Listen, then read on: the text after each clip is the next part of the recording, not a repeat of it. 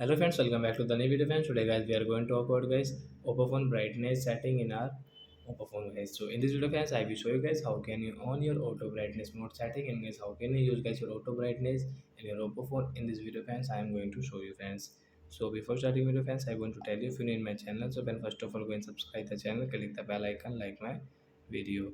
So then first of all open your phone setting, then guys scroll it. Friends you can see display and brightness setting, friends tap here, and guys you can see guys your auto brightness. So guys you want to on, so you can on from here guys, your auto brightness will on, and guys you can see after on guys brightness decrease and increase automatic.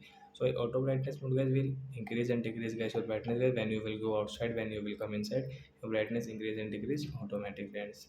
So like that guys you can on guys your auto brightness and guys you can use in your mobile phone. So that's it guys, thanks for watching the video friends, we will meet on next video, bye bye. Before going guys, please go and like the video, subscribe the channel. Bye bye friends, thanks for watching the video.